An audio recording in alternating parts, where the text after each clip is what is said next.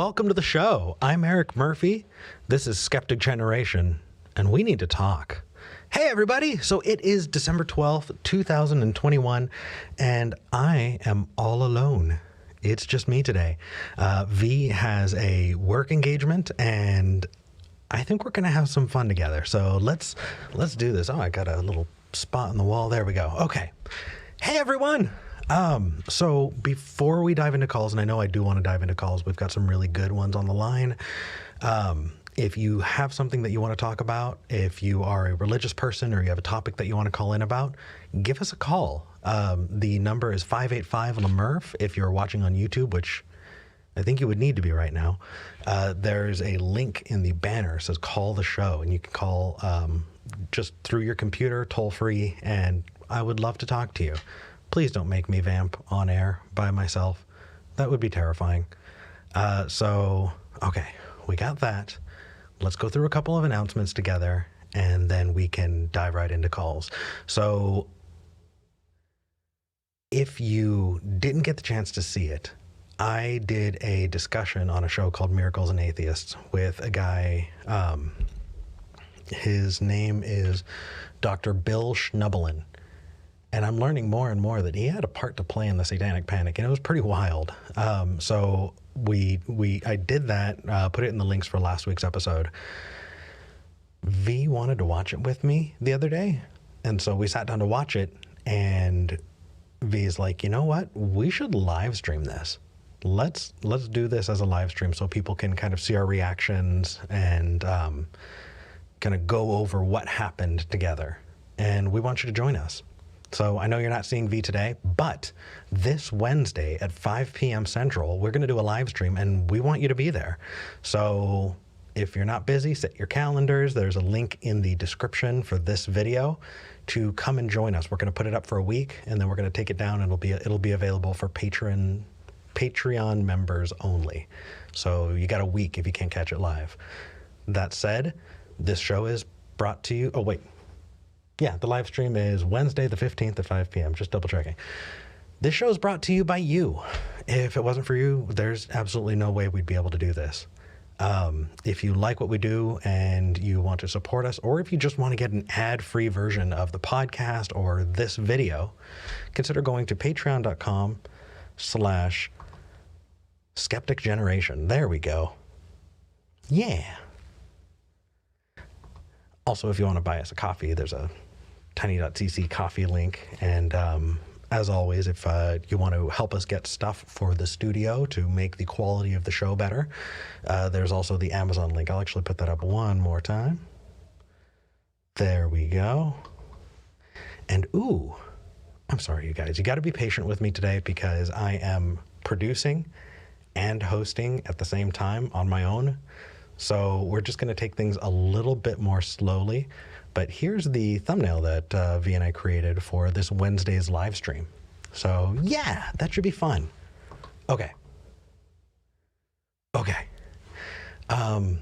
I think that's about it. If I have any other announcements, I'll bring them up during the show. As always, at the end of the episode, I will be reading the live chat, or not the live chat, the super chats. So that's the thing, and I'm probably also going to be in the Discord. Actually, I will be in the Discord after the show. If you want to join me, the link to our Discord is in the lower third there, and it's also in the description for this episode, so I hope to see you there. All right, let's dive into calls, and we'll start with Felipe in Brazil. Felipe, hello. Hi, you're live with Eric. How are you doing? Felipe, oh, I know what I did. I didn't unmute myself for callers. Felipe, can you hear me? Oh, yes. Hey! My bad. Sorry about that. How are you doing today? No problem. I'm doing great. How about you? You know what? I'm kind of shaking in my boots, and I know that it doesn't make a lot of sense because I've done this for years, but just anytime, and the thing is, I have friends who would have co-hosted with me, but I kind of wanted to know that I could do it, you know? So I'm just kind of going in. No, you can do it. I appreciate you. Felipe, what did you want to talk about today? Yeah, so I called to your show like some months ago. Hmm. I'm calling again from Brazil, and I talked about how to um, spread more skepticism and atheism where I live. And I actually got in contact with some people here. I'm starting slowly, but getting a move on about this. So I appreciate what you told me last time. But today I'd Thanks. like to talk about. Felipe? Oh, Felipe, for some reason, got dropped back into the queue. Felipe, are you there? Oh, yeah, I'm here. Hey, for some reason you got Sorry. dropped out of the queue. I can hear you. Okay. Go on. I apologize. No, no problem. So what I want to talk about today is how do you and V keep so calm even when people are being so aggressive or saying things that are against who you are or what you do? Because with all the COVID stuff going on and vaccines, I get people sometimes actively seeking me to talk with me and Yeah. try to without evidence trying to prove me wrong and to go against vaccine and stuff. So it really gets me heat up, and I don't want to do that because I know that it's easier to lose the conversation or to make a bad image of what I defend. So how do you guys do that? Well, I cheat. Um, and it's not going to be super helpful. But for me, most of these conversations are here on these kinds of shows. And because of that, I I'm not having the conversation for them or for me, but I recognize that I'm having the conversation for the audience. And so my goal is to have the conversation as much as possible so that people who are watching don't have to. So whenever someone is being really, really frustrating, I remember that the conversation isn't for me, and it allows me to kind of step back and, have a level of objectivity, through that. That there's a difference between seeing someone in real life and the fact that I'm looking at a camera right now. Huge difference. That said, there are skills in there that really can help. And a big piece of that you can take away from that is, what is my goal? What are you trying to do in the conversation? If you had your way, what would this person walk away with? I would say that the goal shouldn't be, to deconvert them. Because if someone's going to change their mind that quickly about something, they probably don't have, great tools to break that stuff down. So if you have the goal in mind, it's a lot easier. I'm just going to increase your audio there. Okay. Okay. There we go.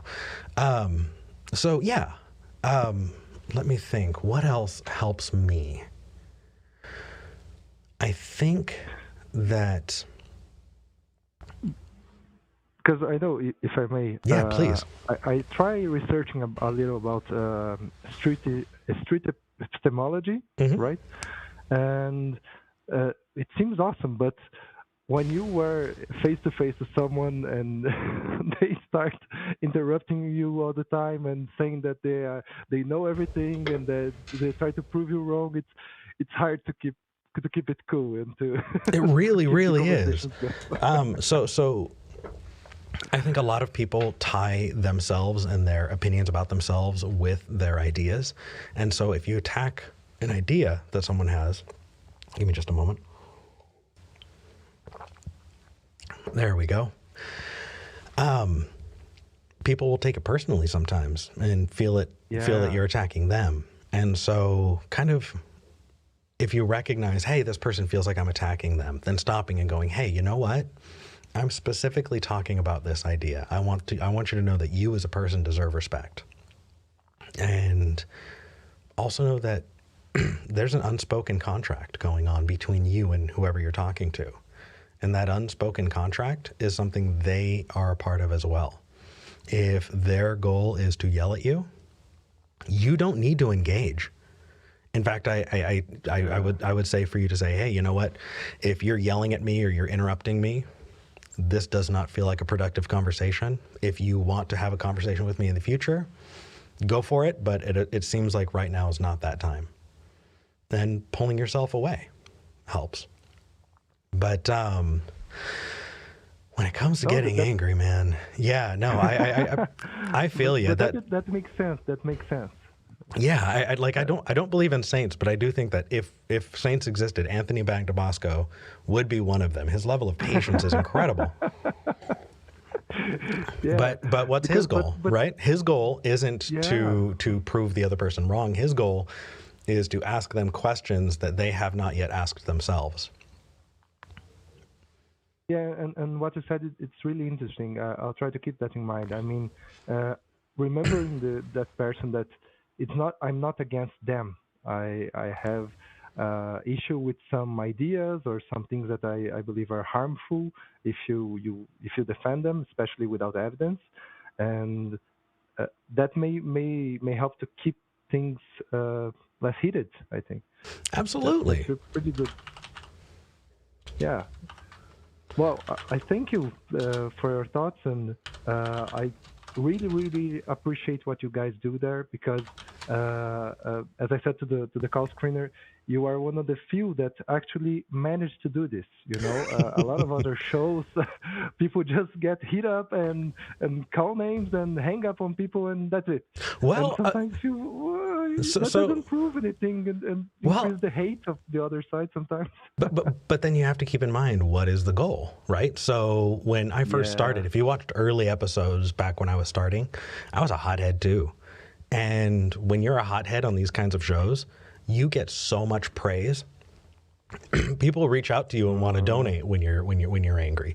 People, subscribe, and if you blow up, those numbers just skyrocket. And so it's tempting. There's a lot of allure in that. It's a shame. If it's not too off topic, that I see that too much in our politics. If people are angry and just say what they think with a lot of confidence, if they have no way to back that up, people really go for it. I don't know. It's crazy. It is, and I think it's human nature, but. I think you also need to be patient, especially with new hosts of call-in shows like this. Being a hothead, it takes time. It takes time to separate, and it takes time to find your voice. And I cannot thank those people who were patient with me enough. And I can tell you, Felipe, there have been so many times that I've read in the comments, people going, "Oh, Eric, I hated you at the beginning, but you grew on me." And I'm sitting here thinking, that's because I'm different. I'm a totally different person. And I don't like that guy either, and I'm still trying to improve. So just keep in mind what your goal is, where you're going with it, what you want to see out of it, and maintain that empathy. Because if someone else, if your interlocutor, if the person you're talking to is not being empathetic, that means you're the only one in the conversation that is. And it's extra important that you continue to do that because you want to demonstrate the kind of discussions you want to have.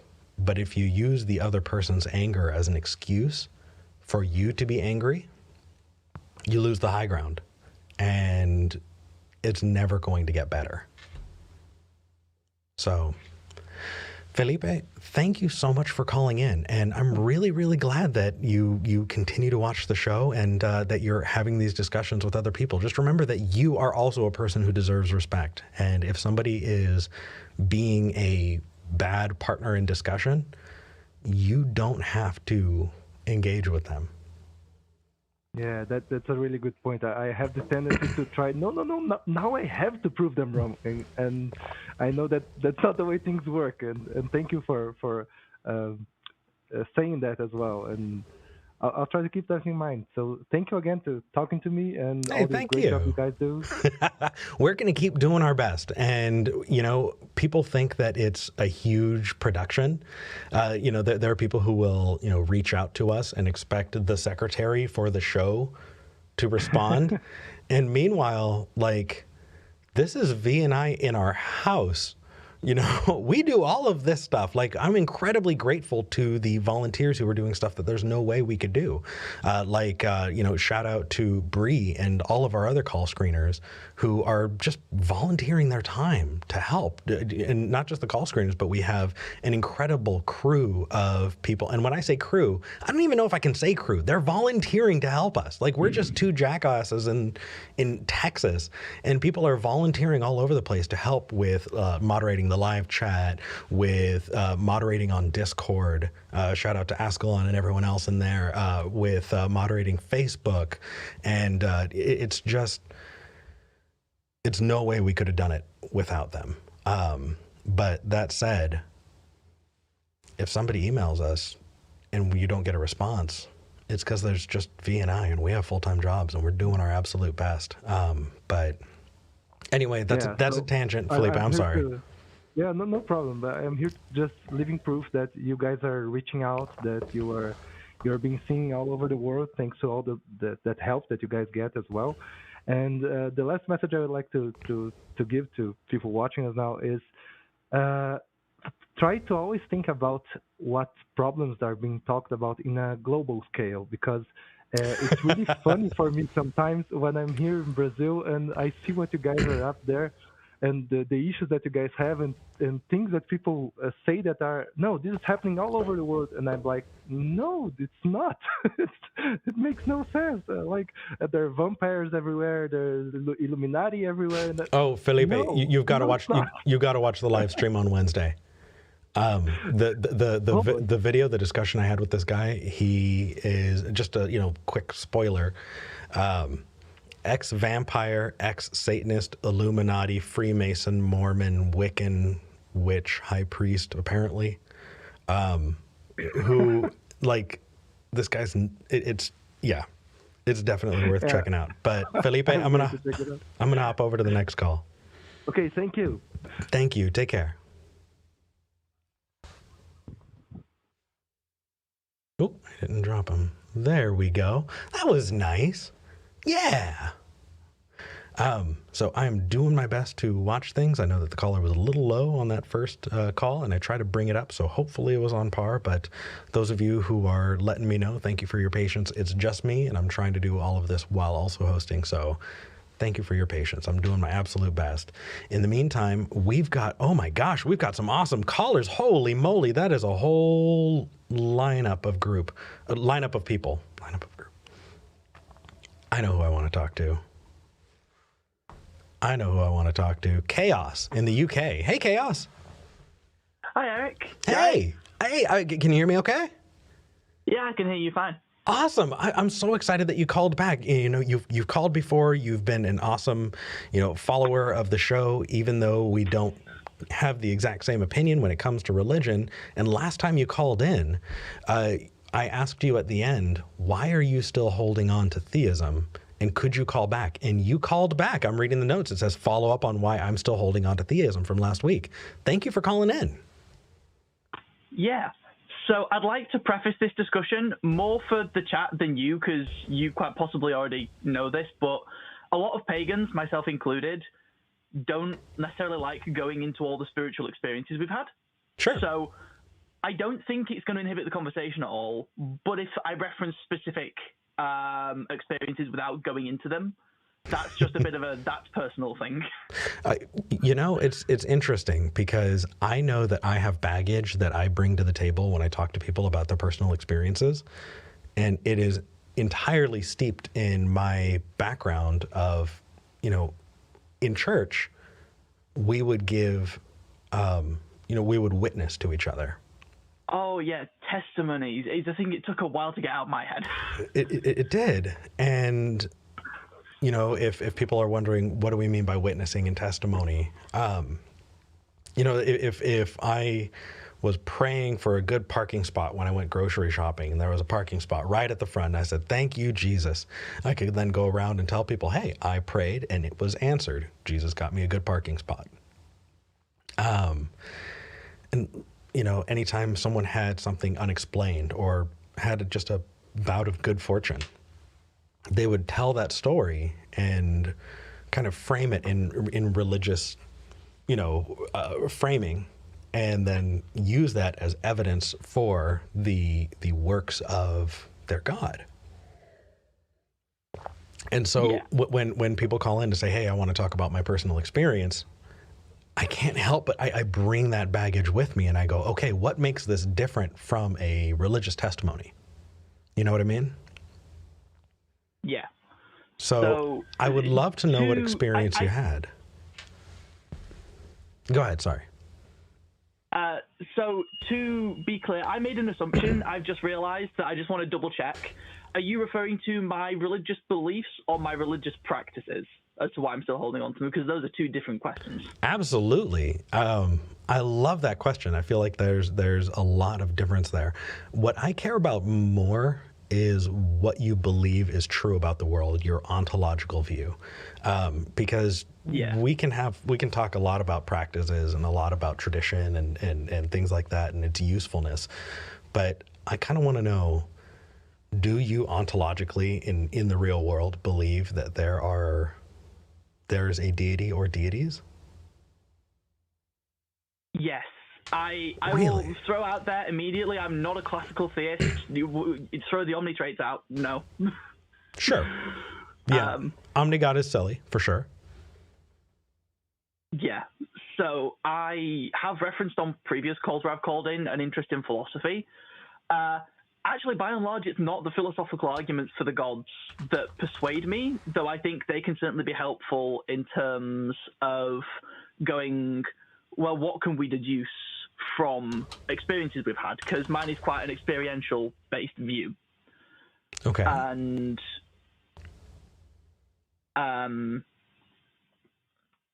it is definitely going to come right down to personal experiences, so we might as well start there, I guess. So just so you know, as you talk about it, I'm going to be, what I'm going to have in the back of my mind is this different from someone witnessing to me? And if it is, why? And if it isn't, then why is it convincing to chaos? Sure. So this is a thing that I think might then be good to have discussed is I don't think my personal experiences should convince you. Okay, so why do they convince you? So they convince me because I have had first-hand experiences, including elements that are not transferable. I cannot convey to you the information that I processed in terms of sensory stuff that led me to that conclusion.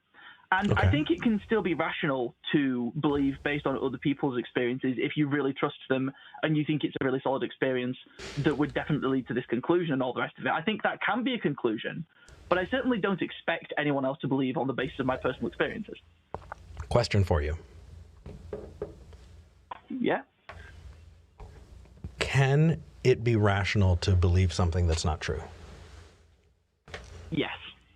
Okay. I agree.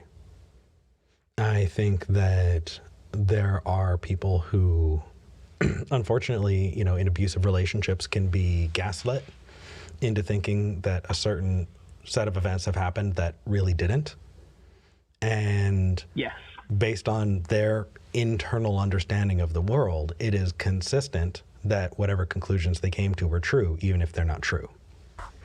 I also think that the older we get, the more we think about what we did as kids, the more we kind of mythologize it, and it can get, turn into a fish story, become way bigger than it ever really was. But we're not intentionally being dishonest. We're just applying our viewpoint to the world, and sometimes that viewpoint doesn't really accurately click. And so if you believe that you can be rational about something that's not true, then how do you how do you determine that what you believe is true? Because I'm not going to argue with you on rational. If you think that it's rational, we can talk about your epistemology, but I kind of want to cut to the chase on it. Why do you think it's true? Sure. So it is experiences I had in relation to the gods that I think I do not, genuinely don't have a better explanation for. Okay. Than it. Give me an example, because I would love to know what you don't have a better explanation for. That's really interesting to me. So, I will go into this a bit, but not too deeply. But I should preface this with I have aphantasia. I can't visualize things. I can't see things in my mind's eye. I struggle to dream even. You know, like dreams are a rare thing for me. I totally get it. I have a degree of aphantasia. If I try really hard, I can summon up images of things that I've already seen. But if I were to try and create something that did not ever exist and that it's incredibly difficult for me. So I get it. We may be two colorblind people trying to describe color to the internet, but we're going to do our best. Yeah, and so because I am at the very least mostly aphantasic, that gives me an additional degree of if I see something that feels impossible and then I determine I'm not dehydrated, I've eaten properly, I've not consumed any alcohol or drugs recently, all the rest, trust my senses. Mm-hmm. There have been experiences where I think the best way I have to describe it is I saw some people in an area directly in front of me. I looked away, I looked back. They weren't there, and there was no way for them to have gone anywhere. And I checked the surrounding area. Okay. It was literally in the middle of the woods in a big fuck-off clearing. Okay. So and that is something that I don't necessarily attribute to deities, but that I attribute to maybe the supernatural. What the fuck is this? Yeah. So I don't like the term supernatural because I don't think it's a coherent concept. But insofar as people use it, I adore you, Chaos. I feel like we can have so much more in-depth conversation without having to get caught up on a lot of the minutia. So let's kind of think about it. Chaos, you have a cookie jar at your house. If you don't, we're just going to pretend you do. Someone steals a cookie from the cookie jar. Sure. What are the odds that it's your neighbor or Eric? That I traveled to the UK to steal a cookie from your cookie jar, or that your neighbor did? Well, the odds are higher of my neighbor, but it's not impossible that it's you. It's not impossible, no. What about this is something I'll also acknowledge is when I'm discussing experiences, I never discuss things with certainty because Sure. I don't think we can have certainty beyond very few, personal interaction things like I exist. Okay, so it sounds like your baseline is if we're both agnostic on whether or not we know for a fact a deity exists, but you're living your life as if one does or multiple do, and I'm living my life as if they don't. Which one's preferable?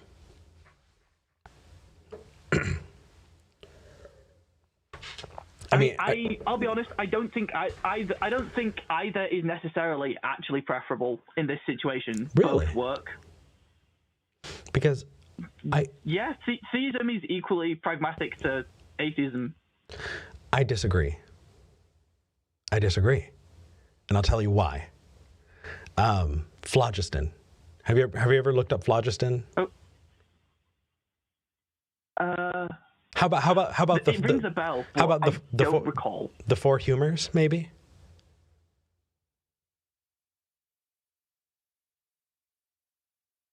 No, maybe. Chaos, are you still there? Uh-oh, I might have lost Chaos. Chaos, I'm going to keep you on the line while I talk, just in case you come back. But where I'm going with it is, and I know I've made this example before, or done this example before, phlogiston for a long time was what people thought caused fire, and that everything contained some degree of phlogiston, and however much phlogiston it had, when you lit it on fire, that phlogiston would be burned up, and then it would be dephlogenated. It would be burnt. Because people approached science with this idea that phlogiston existed, it hampered discovery.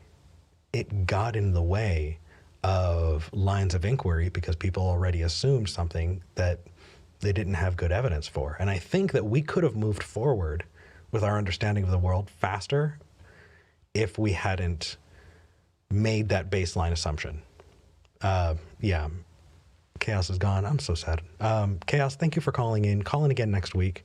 I don't want to have this conversation without you because I think that it would be unfair to you. But for the people who are watching, I would love to know in the comments, especially under the clip that this goes out, what you think, whether or not you think that those baseline assumptions are getting in the way of discovery, because I'm really interested in it. We have so many religious callers. I am kind of blown away.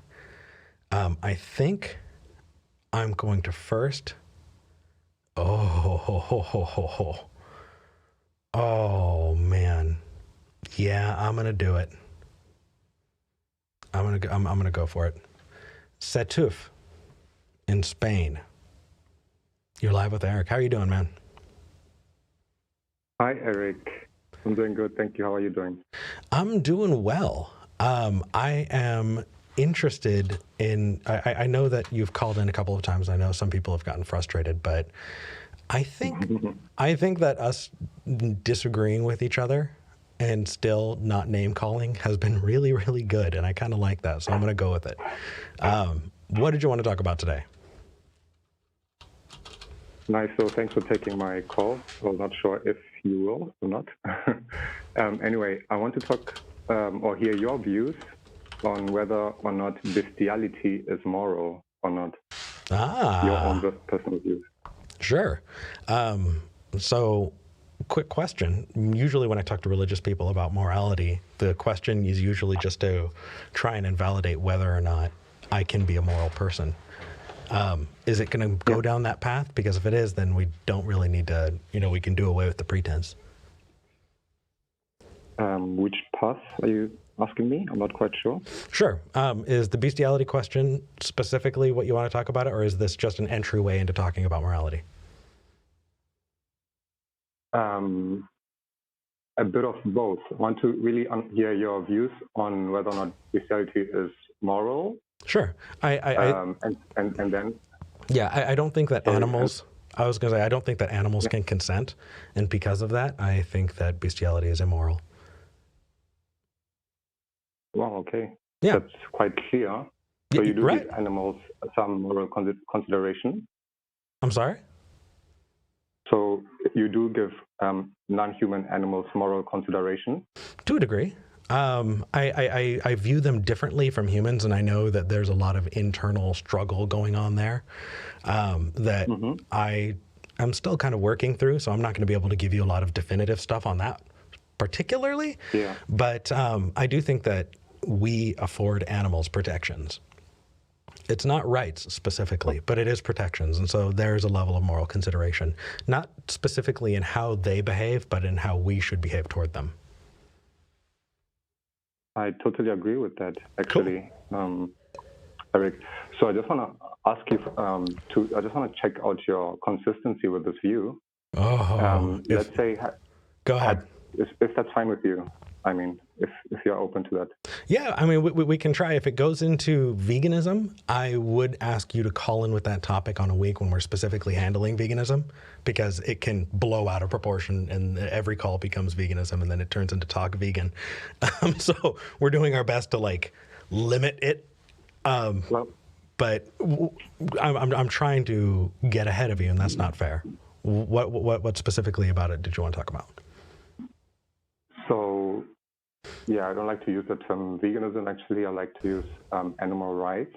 And I would just like to ask you, if you say it's immoral to have sex with an animal without its consent, would you accept any justification for a person doing that? Let's say it was a traditional thing, or they really got enjoyment out of it, or something like that. Would you see that as a justification to continue with such acts?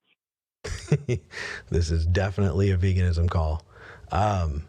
So again, I'm against bestiality because animals cannot consent. At least that's how I understand it. That's how I view it. And that's what I have around that. So if it's specifically veganism you want to talk about, it's going to need to be a call for another time. And I'm not trying to shunt you off in a different direction because, I don't want to talk about it, but specifically for the reasons I gave. Did you instead want to talk about morality in particular? Or did you want to keep on the veganism thing? Because I can't really go into the veganism direction today. Okay, so I did want to talk about morality, and animal rights is about morality, but I don't want to push it. So I just want to ask you one final question before you let me go. Sure. What's up? In the same way that an animal cannot consent to sex with a human, can an animal consent to have its head cut off in a slaughterhouse for our enjoyment? No. So that's where I will leave it. No, Setuf, I don't think so. So then it would be moral to send them there. Yeah, it creates a lot of cognitive dissonance for me. And it's something that I'm struggling with. And it's something that I'm giving a lot of thought to. But I am fine with saying that someone who made that decision and decided to arc their life in that direction because of that may be on stronger moral grounding than me. And that's really uncomfortable. But I don't want to lie about it, Setuf, I don't want to cause people to, think that you need to be, strident in your views on everything, even when you're not entirely sure. I'd rather be a little confused and do that openly so people can feel that it's okay to explore those places. That's probably not super helpful, but that's the best I got for you. That was brilliant, Eric. Thank you so much for the respectful and very honest conversation. I thank you for calling in, and thank you for respecting that veganism can't really be the topic that we go into because all the reasons I already gave. But take care of yourself. Yeah. You too, Eric. Thank you. Bye-bye. Thank you. Okay. How about that? I can't wait to see if I've lost half of my patrons and subscribers. But geez, what else am I going to say, right? If I'm going to engage with this honestly, but then again, maybe I could wind up going vegan in the future. I felt like there was a moral issue around the way that I viewed polyamory. And it took me years and years of thinking about it before I became comfortable in trying it. And I'm happy where I'm at. So anyway, that said, I want to dive in. We have so many other callers. Chaos, if you can hear me, I see that you called back in, but I've got a whole list of people that I want to get through. Thank you for calling. Let's pick up again next week, Chaos. In the meantime, let's talk to Joe in Kansas. Joe, you're live with Eric. How's it going? Hi, Eric. Hey. Just quick heads up, I'm in my car, so I apologize if there's other noise. If it gets too bad, I may need to end the call because just out of consideration for our podcast listeners, but we're going to do our best together. Absolutely. Yes. Okay. What did you want to talk about today? I had questions. I was just talking about this with a buddy about maybe a week or two ago, and I had questions and thoughts about what I guess you would call some of the softer forms of atheism, or softer forms of theism, rather. Okay. That being deism, pantheism, those kinds of things. And just to clarify for people who are watching, it says that you are a theist. You're a believer calling in, right? Yeah. Yes. I love that you want to talk to an atheist about this. That is really cool, Joe. I am deistic, and okay. I describe it as hard deism. I don't believe I don't believe in miracles. Don't follow any texts. Don't believe in prayer, the supernatural, any of that. But my belief, I guess, just the way I normally describe it is how Thomas Aquinas described the prime mover, the unmoved mover. Okay. So question: Can I explore that just a little bit for the viewer? Sure. Okay. So when I think of the prime mover or the unmoved mover, the idea, and it's funny, I created a little fiction series that I wrote about when I was in high school about the idea of a God that created the universe and just kind of wandered away. That is my exact belief. It created the universe. It created the universe. That is the first and only action the God, he, she, it took. So I've got questions for you about that. Okay. Would it be a deity if it was incapable of thought?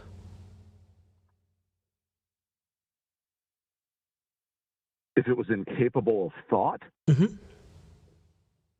Or consciousness at all? Does it have to be conscious? I don't know. Good question. And the evidence that I would give of that is if you look at the sand on the beach, that sand is there due to erosion, not due to a conscious effort to create sand. We can look at different complex systems like the water cycle and see that those complex systems aren't reliant upon a thinking agent. They're just reliant upon physics. And so when I'm thinking of something like the universe, popping into existence, my first question is, does a thinking agent need to, does it need to have consciousness? And if it does, then I would get the deism part. You know what I mean? Yes, but I feel like, if I can clarify this for a minute, I feel like my deism goes into it's the creation of the universe was the deities, whatever it is, was the deities' first and only interaction with the universe. And when I say that, I'm comfortable with saying God didn't. A deity did not create gravity or the laws of physics. Hey, Joe. Or Joe. Those things. Yes. Were you possibly holding your thumb over the mic? For some reason, you got really fuzzy, and I couldn't hear you. And I didn't want to let you keep going and then ask you to repeat all of that over again. Okay. I don't think I was. I got really fuzzy for a second. Could you say that over? Because I'm not going to be able to engage with that. It sounded sounded like all vowels. Okay. Okay. I apologize. I might be in a weird signal spot. I got you. If you get to a place where you can safely park, I would sincerely appreciate it. It's I am stationary. So okay, good. But just to clarify on my deism, mm-hmm. I believe that a deity, whatever it might be, created the universe. But I should clarify that the creation of the universe was the God, whatever, was the God's first and only act in regards to the universe. And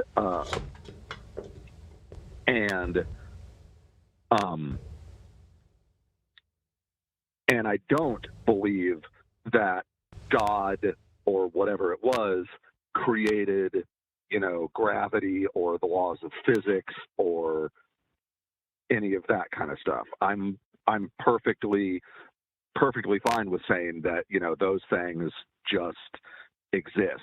Couldn't be any other way. What? Right, yes, the four fundamental forces. Sure. Gosh, I love the fact that I can't tell you how many times I've gotten caught up in conversations where people want to pretend like those forces, those fundamental forces, somehow have levers attached. So I appreciate that. I really, really appreciate that for people who are wondering why Joe made that distinction. It's because a lot of people get caught up on thinking that it could be any other way when we don't have any evidence that that's the case. Right. But specifically, I kind of want to bring it back to the idea of, does it need to have consciousness? I don't think it does. So just in the off chance that it didn't, if it didn't have consciousness, in the same way that a rock rolling down the hill, is all the rock has done. The rock didn't intend to, it just happened, right? Would you still consider that a deity? I don't know. See, that's my thing. I believe it exists, but I don't. It's not something I follow really. It doesn't affect my life at all. Yeah. It's just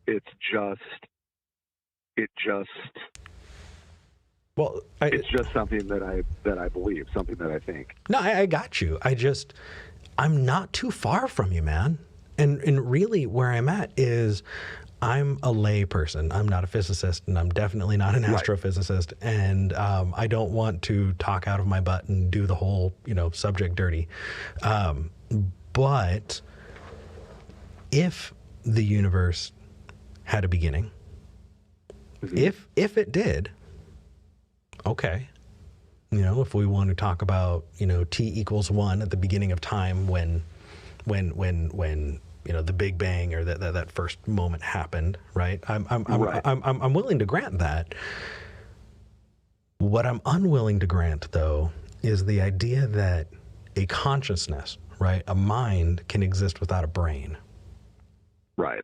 And on top of that, the idea that anything can exist, I'm using quotes on this one, exist without time or space to begin with. And well, and because of that, I have to imagine that I just want to finish really quick because then I'll be able to finish that point. I imagine that if the universe began to exist, then my point that I would stop on is there's no way it could have been anything but just what happened. Like I would not find no reason to ascribe consciousness, intent, or anything else to it. Does that make sense? Yes. Okay. If I could circle back just for a moment. Yeah. I'm glad you mentioned time and space. That's something that I've thought about a lot just in the last couple of years. Atheist YouTuber who goes, channel's name is TMM, talks about that a lot. And I love the way he describes time and space, saying that, if a God is a timeless, spaceless entity, what you're effectively saying is it has existed nowhere and never. Yeah. Essentially, by definition, yeah. Yeah. Right. And I guess part of the reason I landed on deism, like how I reconcile that with deism, but also not having any beliefs in the supernatural, et cetera, is that the universe is, by our current knowledge, around 13.7 billion years. And the Big Bang is the most widely understood way that it happened came into being. Sure. Right. And it's normally referred to that the Big Bang sprung from or began as the singularity, the infinitesimally tiny point of existence. Mm-hmm. All energy in the universe condensed into one tiny speck. And my thing is, if time and space began when the Big Bang occurred, if that was T=1, then I feel like almost by definition that then we get into the question of, was the singularity before the Big Bang? Because if it was, that means the singularity never existed. Well, and here's the worst part of it. The concept of, and again, before. I'm not a physicist either. No. So... I know. I feel like I need to smoke a blunt with you and just talk about this in particular because, Joe, without time, the concept of before makes no sense, and that's when I throw my hands up in the air and say this is a job for people smarter than me. But I kind of want to circle around. It sounds like you and I agree on almost everything. why are you still holding on to deism? And why, like, it sounds, it's confusing to me, and I don't know why. Could you help me out here? It gets into what I just described. It's how I reconcile the two. But does it really reconcile it? Because I feel like the more, right, at least honest for me, response would be to say, I don't know, but sure. I know that it couldn't be an acting conscious thing, and because it couldn't be an acting conscious thing, that rules out deism altogether, unless you define your deity as something that doesn't have to be conscious. That's why I asked that. I would say I don't have an exact definition for deity, and I'm perfectly comfortable saying that. I'm perfectly fine with saying that if the deistic God does exist, which I believe it does, then it could be anything or everything. And here's the thing. I guess I just I know that anytime I've ever explained my deism on various forums, YouTube comments, whatever, I inevitably get the things of, this is the pointed out fallacies of special pleading and argument from ignorance. I'm both aware are pretty heavy in my own belief, but I guess actually, Joe, hold on. I got to stop you right there. I disagree with you. I think you're interacting with bad arguments, because special pleading is saying I'm making a special exception for myself, and it sounds like you're not making a special exception for a deity that lives outside of time and space. That's where special pleading would come in, and you're not doing that. And then the argument from ignorance is specifically saying, I don't understand X, therefore blah, blah, blah, right? Well, and you're not doing that either. And so if somebody's accusing you of that, they're not listening. Well, it's just, even when they have, and I appreciate what you're saying, but even when they have told me, oh, it's just an argument from ignorance, how come you're not just an agnostic? These questions that I've gotten too many times to count. Sure. Is, I guess it's honestly just because I'm comfortable with my beliefs, and I don't think that's why I initially called in to ask about the softer forms of theism, because I feel like too often deism almost gets lumped in with evangelical Christianity. Absolutely. It's like, oh, if you believe in any God ever, you're just an ignorant jackass, and what's wrong with you? I hate that, and I understand that there are a lot of people who are angry who leave religion, but I also just I'm frustrated about it. I guess, I don't know, Joe. I appreciate the honesty is super refreshing. And if you were to ask me, Eric, by your definition, is Joe an atheist? I'd be like, yeah, Joe's an atheist. But could it be that there's more tied in with those definitions of agnosticism or atheism that you maybe Probably. don't want to take on yourself? Because we have lots of baggage that we bring to the table. And I know that Before I called myself an atheist, I didn't want to. And I realized that it was that way, not because I wasn't an atheist, but because I had so much other baggage tied up in the word that I wasn't comfortable using it. And if this is sounding like condescending, I deeply apologize. I'm not trying to be condescending about it. No, not at all. And I absolutely get what you're saying. Yeah, it's worth exploring, but just know this: your stated question about whether or not it's compatible. Joe, not only would I work together with you on things that I think we would have the same conclusions about, things about how we would want religious overreach limited and restricted in government. I think that we could work together in really great ways there. On top of that, Joe, if you ever make it to Austin, I would love to sit down and have a beer with you, man. You sound like a great dude. Sure. So if you're wondering whether or not it's compatible, it sounds entirely compatible, and maybe just an issue with personal definitions for things like atheism versus deism. Right. Yeah. That said, if you never call yourself an atheist, I really don't care. Yeah. Just, yeah. But I do have a couple of other callers I want to get to. There was somebody in the, so Joe, because I'm hosting by myself and I'm producing, I've got like 5 different like windows up right now. Yeah, and I can imagine it's not a great day today. I have to imagine that people who are watching, I know that the camera is not a person, and so I just feel like, Eric's not making eye contact with the camera. Why? Because I'm trying to like make sure that nothing's exploding. I actually got, but there was somebody in the comments, Magir Hine, who said, "Deism is atheism for gentlemen." Yeah, I've heard it called sex atheism. You know what, man? From there, it just sounds like a fun conversation about definitions.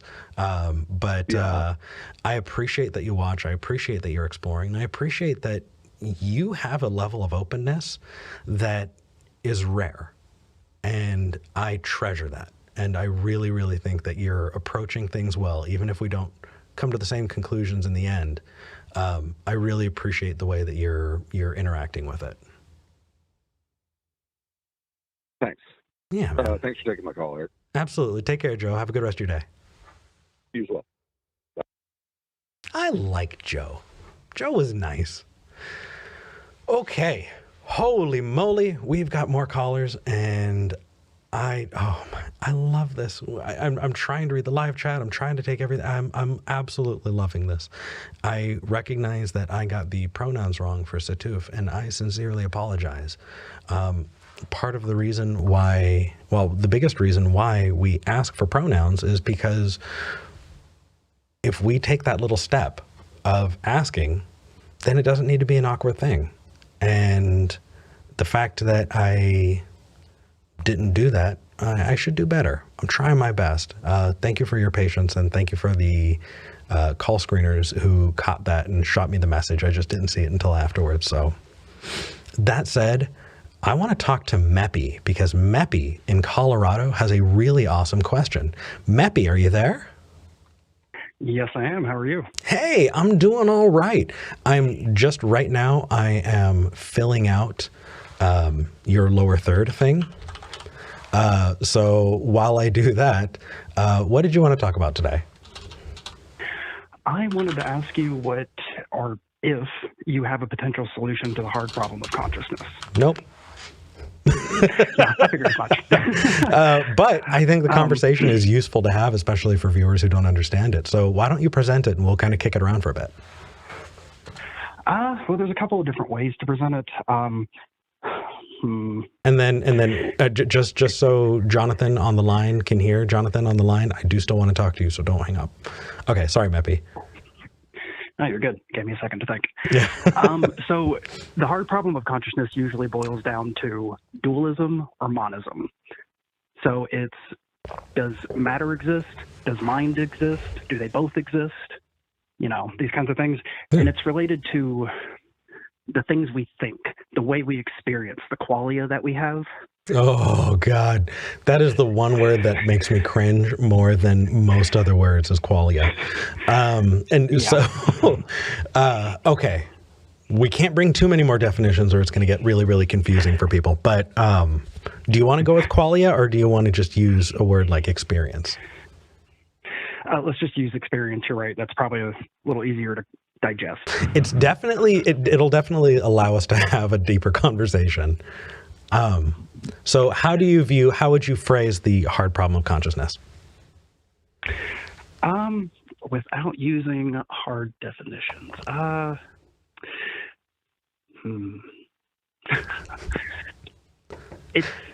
Can I give it a stab? Our experience. Sorry, go ahead. Oh, I was going to say I can give it a stab if you'd like. Yeah, go for it. I don't really have like a good way to do it without bringing in like Philosophical Zombie or Mary's Room or something like that. It's exactly what I'm going to do. Oh, okay, good. Yeah, so when we're talking about consciousness and we're talking about experience, and this is just kind of an explainer, and by the way, people who are watching who are more educated than I am, if I mess up, please say so in the comments. Let me know. That way I can correct myself. But the way that I understand it, it's a conversation about something that people refer to as qualia. Qualia can roughly be described as experience, right? So, I had so many of them. Who was it who said, "What is it like to be a bat"? Oh gosh. It starts with an N, and I'm losing it. But I'll read in the live chat if somebody can let it. I totally forget. But the idea is that we can understand how bats' physiology work. We can understand why and how they fly, but we can never truly understand the experience of being a bat. And so that experience, that qualia, is something that has gotten a lot of really kind of fluffy and difficult to define edges. And I think that's part of why we're having an issue here, is because it's so fluffy that people try and stick in religious, superstitious concepts into it, and it's tough to parse. But in that way, right, we're talking about consciousness, we're talking about qualia, we're talking about the part that experiences a thing, right?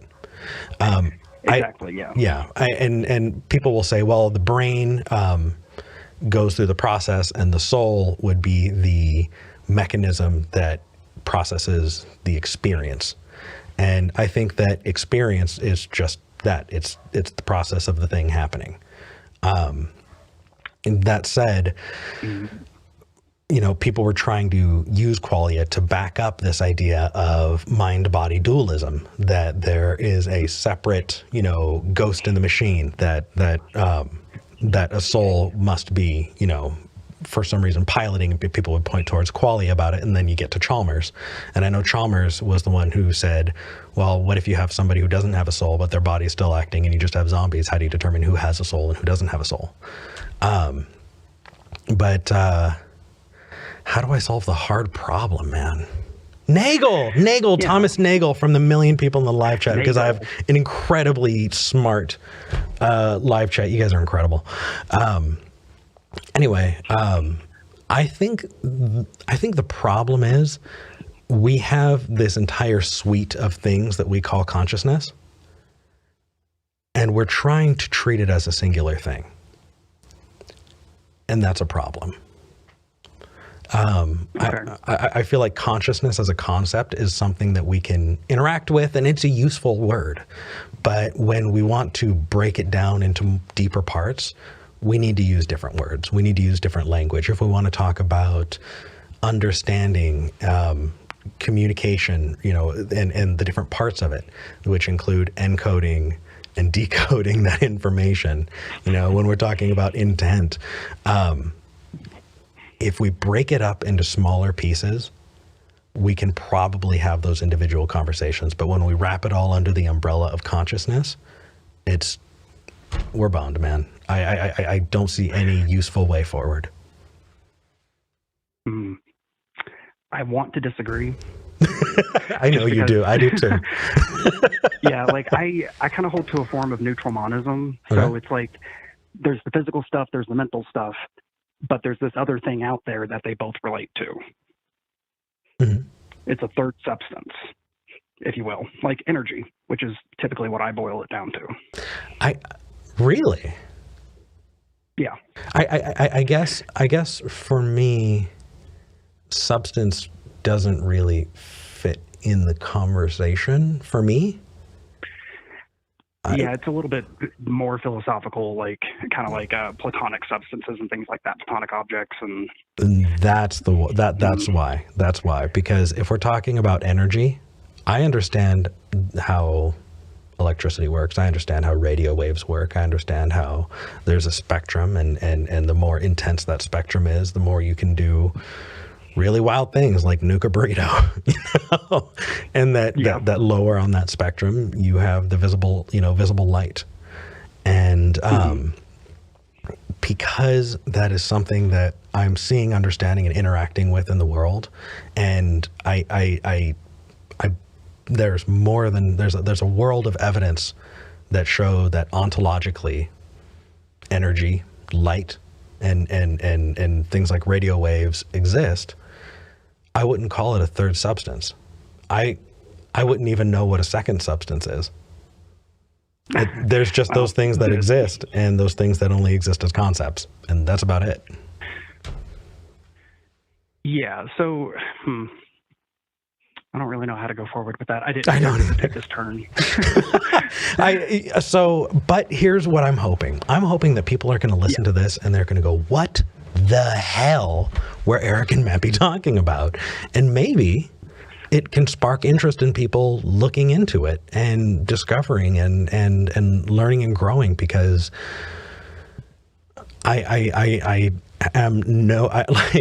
I'm under no illusion that I'm, a particularly smart person. I'm just really, really into this subject. And I think that, and I think that there are incredibly smart people who are watching who may be able to do more with it, and I hope they do. So I find value in it. But when you're talking about solving the hard problem of consciousness, did I give a satisfactory answer, or did I go on to an entirely different trail? Because I don't want to leave that question unanswered. Oh, no, you answered it in the very first thing you said. Okay, cool. Yeah, I don't think there really is an answer either, and it's all just us guessing. So. I think it's worse than that, because I don't think that any guess would be useful, because, like I said, it's treating an entire suite of things like a singular object. And I think I would go so far as to say that it's fallacious. And I'll tell you why. I think interacting with that concept in that way is fallacious, because you are dealing with the fallacy of composition. What is true of an individual part is true of the whole. If I rip a steering wheel off a car, I don't have a smaller car. You need all of the parts for it to be a car. But I can burn, if I say, can a car burn? And I burn the seats. Those will burn, but the metal shell won't. And so me saying cars can or can't burn based on those individual components really doesn't help, And so I think that when we're dealing with consciousness and we're saying what is true of these individual parts also needs to be true of the whole, and it doesn't work, that's when we're scratching our heads and going, oh, crap, I guess we're never going to get it. And it's because I don't think it should be treated that way. This is where I would bring up emergent properties. So, mm-hmm. Yeah, it's exactly that. So I think to get around the composition division fallacy, you would have to say that consciousness is an emergent property of a lower, level of energy, if you want to put it that way, or at least how I've been conceptualizing it. Okay, well, what if we instead say that consciousness emerges through a wide series of individual processes, and that definitely. And we call those individual processes together consciousness, because when we talk about energy, it can get kind of wooey and weird. But if we view it for just what it is, right? You have your central nervous system, you have your endocrine system, you have all of these different parts of your body and brain that come together for so many different useful reasons, and just consciousness kind of emerges from that. Then I think we can start to have useful conversations. But unfortunately, I think that in order to have those useful conversations, we need to throw out consciousness as a overall term that needs to be forced into boxes it shouldn't be in. Yeah. Not sure I agree, but I'll think on it. Do, and then let me know. And also, feel free to join us in the Discord after the show, because if I can, what I've been doing is if I can download the episode right after, I'll hop into the Discord and I will do all the clipping and cutting and editing for the show, for the clips for people, and people have been really into it. But if I can't, then, I can't. But if you get the chance, join us there. I will. All right. Hey, Meppy, thank you for calling in. Yeah, not a problem. Have a good one. You too. Okay. Wow. You guys, we've got more calls, but I just got to say, Thank you. I had no idea that I was going to make it this far. I mean, I was hoping. But this has been really fun. This has been good. All right. I have been making poor Jonathan wait for a really, really long time. Jonathan in Alabama. Hey! How's it going, Eric? You know? Like I haven't been listening to you this whole time. No, it's a good thing you had me on later. Otherwise, it would have come across as just a repeat of what Felipe had going on there, I think. Oh, yeah? What did you want to talk about specifically? Well, it's basically, how we need to speak with transphobes and TERFs in a public setting. Or, because, well, I'm not really up for speaking to them in a private setting. Well, and you don't have to. Thank our non-existent God for that. You know what? Just having some compassion for yourself, I think, is all you need. It's important. Yeah. So it's interesting because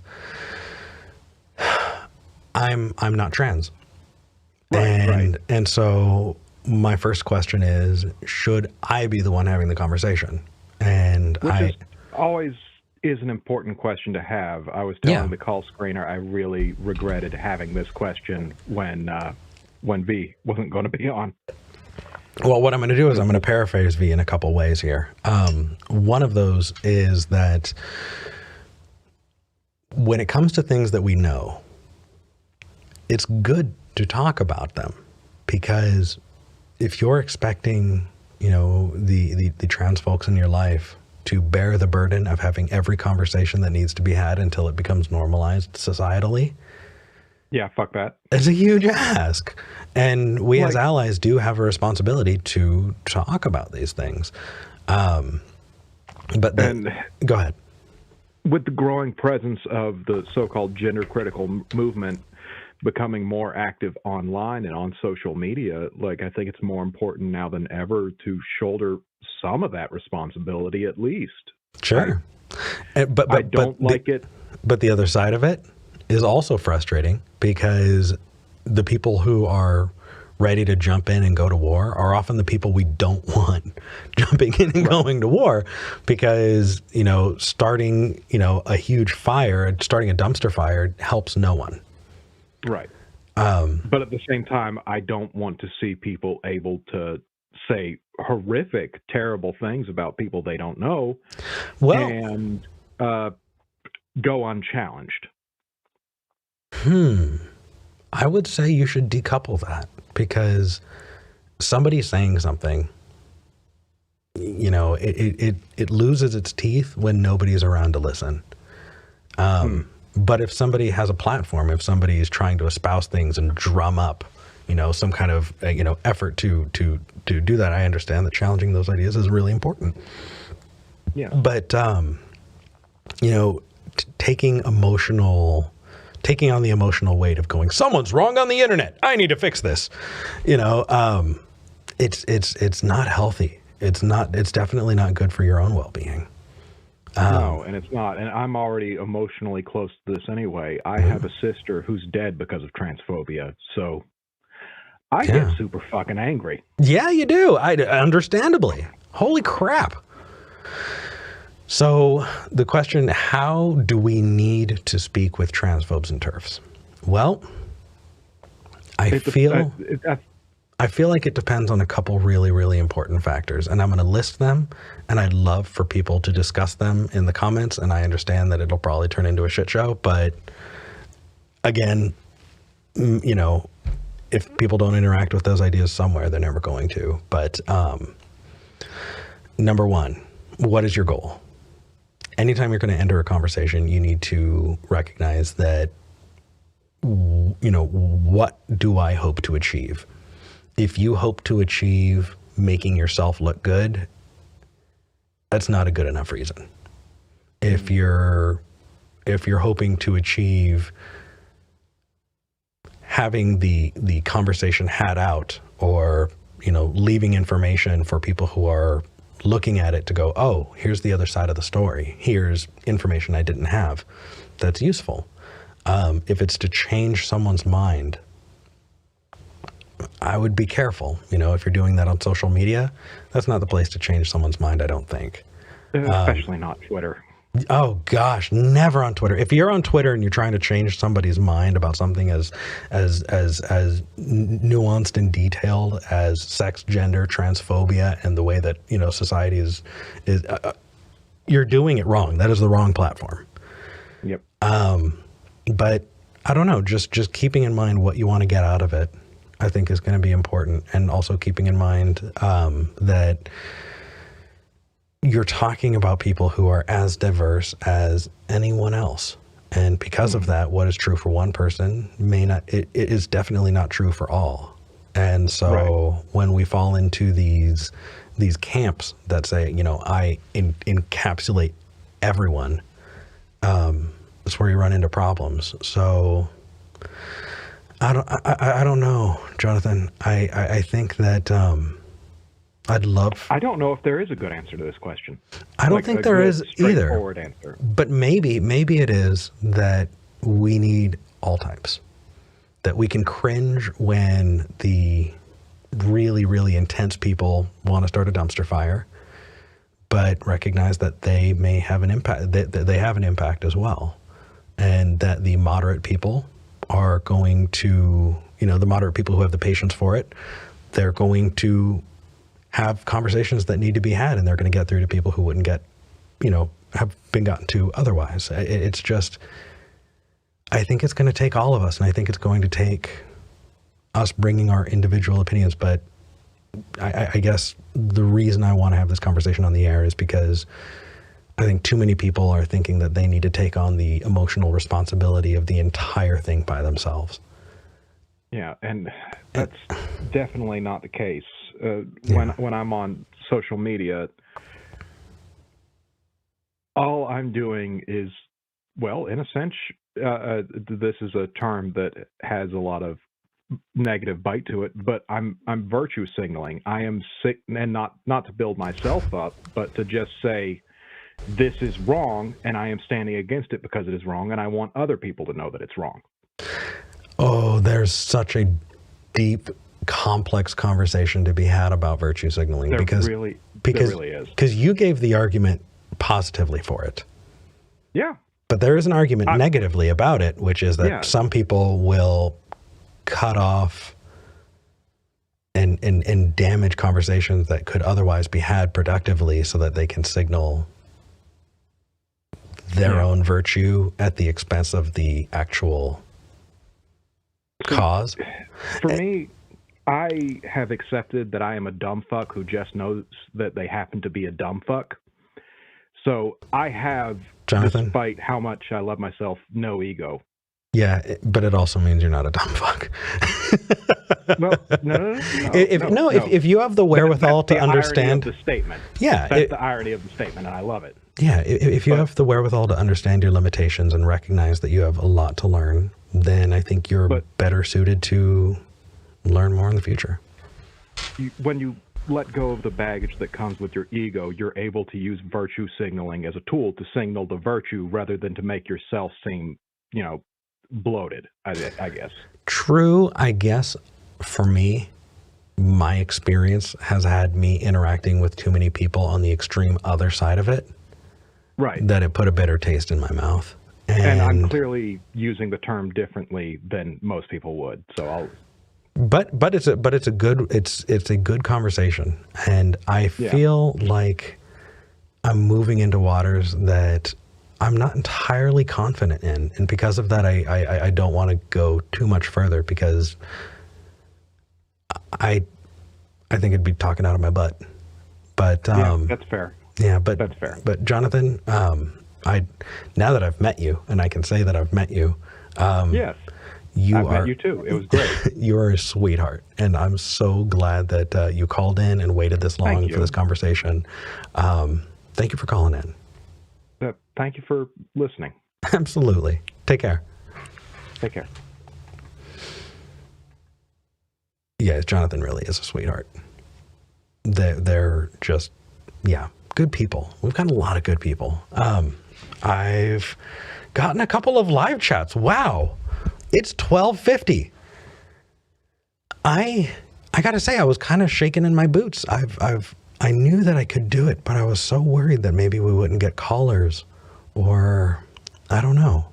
But I know that it was probably frustrating that I had the keyboard next to the microphone so I could type in people's names as I was talking to them. And I know it was a little bit slower. So I thank you. Thank you for your patience today.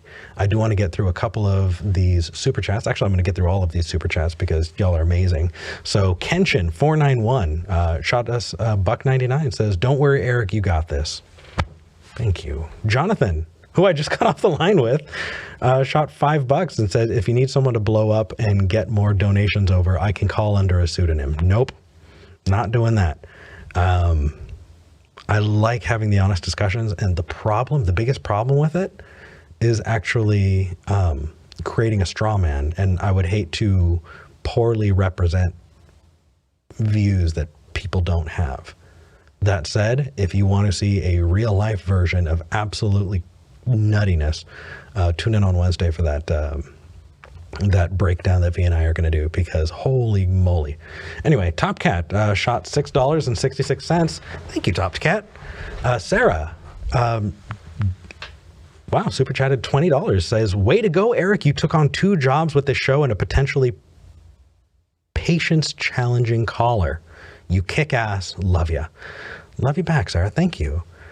Queen of Beams shot us $10 and says, "It's refreshing to see such respectful and patient discourse modeled in the skeptic community. Thank you for your work, Eric," and V, of course. Queen of Beams, thank you. We're trying our absolute best. And like I told Felipe in our first call, it's easier. I think I'm cheating because I'm doing this for a different purpose. This is a platform that's specifically for people to watch and engage with. And I think that people like Anthony Magnabosco, who are meeting people out in the real world who aren't calling in, have a lot more patience than I do. But I appreciate you regardless. Dante Verona shot $20, sent us $20 and says, "Eric, you rocked it today. Shouldn't be a surprise. You're a card-carrying skeptic. Well done." Thank you, Dante. I really appreciate that. I used to be a card-carrying skeptic. I had a subscription to, oh gosh. So there was a Skeptic magazine, and at that time I was a card-carrying skeptic, but I think my washing machine ate it. Anyway, Zach B sent $5 and says, "Thank you, Eric, for another week. Have you ever made react-type videos to different political/religious content? The world needs more Eric." Zach, that's really, really nice. I have patience in the arena of religion. I don't have patience in the arena of politics.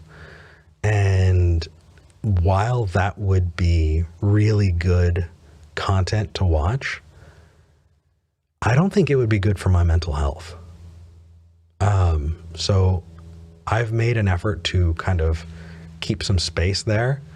But hopefully kind of the reaction type video that we're going to do on Wednesday will be fun and interesting to do. But I think I'm going to leave cooler heads to the political discussions. Amit sent $5 and says, "Awesome job handling the show alone, Eric. Can't wait for the show on Wednesday." Thank you, Amit. Hope to see you there. And King Nick sent €5 and says, "Hey, Eric, great episode today. You and V are easily my favorite skeptics on YouTube, and your show certainly makes Sundays more fun." King Nick, I'm so glad. Good. I'm glad you get to join us, and everyone else who's watching. I'm really, really glad you got to join us today and that you were patient with my bumbling around. But this has been an absolute blast. And moving forward, I got to say, it feels good knowing that I can do this on my own, that V can go and do work stuff that they need to, and then I can still host and produce. It feels good. I think in time, eventually, we'd love to be able to hire a producer. But that costs. If you want to see that happen, or you just want to support us, again, patreon.com/Skeptic Generation. Otherwise, I think that's about it, really. I'm going to hop over to the Discord after this because I would love to see if I can download this and show you how I edit the show. But until next time, be good to each other. And I hope to see you on Wednesday. There's the outro. Bye, everyone.